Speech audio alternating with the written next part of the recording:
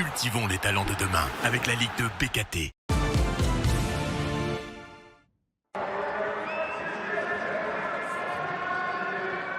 Situation pour le moins particulière à Saint-Etienne avant la réception de Boulogne-sur-Mer. Les Verts, loin de leurs objectifs au classement et dans le jeu, vont se séparer de Erik Horneland. L'entraîneur norvégien se savait condamné mais était pourtant sur le banc pour un dernier match, une dernière danse à domicile. Contexte donc forcément particulier, les Stéphanois encore la tête dans le passé, pas tout à fait dans le futur. Situation inconfortable dans laquelle va s'engouffrer le promu boulonnais en début de partie. Une contre-attaque éclair menée par El Farissi qui sert Martin Lécolier. La recrue du mercato hivernal arrivée en provenance de Sochaux conclut face à Gauthier Larsonneur et marque son premier but sous ses nouvelles couleurs.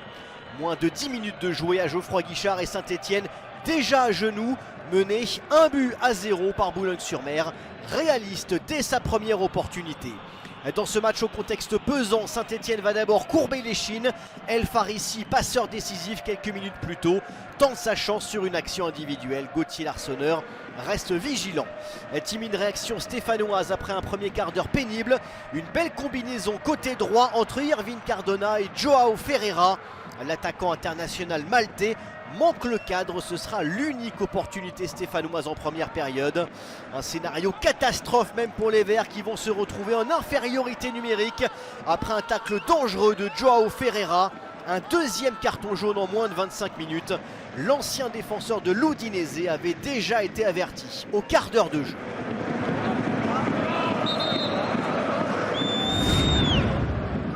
En infériorité numérique, sans ligne directrice ni inspiration, les Stéphanois ne parviennent pas à renverser la situation en seconde période. Symbole d'une absence de révolte, aucun tir pour les Verts en seconde période. Boulogne aurait même pu accentuer son avance, mais Corentin Fatou bute sur Gauthier Larsonneur. Comme des grands, les Boulonnais gèrent leur avance et font même reculer à plusieurs reprises les Stéphanois, avec ici une nouvelle opportunité.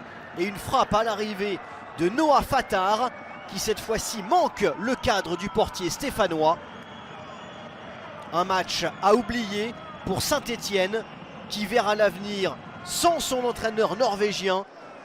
Saint-Etienne signe une deuxième défaite consécutive après celle face à Reims lors de la dernière journée. Boulogne-sur-Mer de son côté signe un deuxième succès en 3 journées et s'éloigne de la zone de relégation.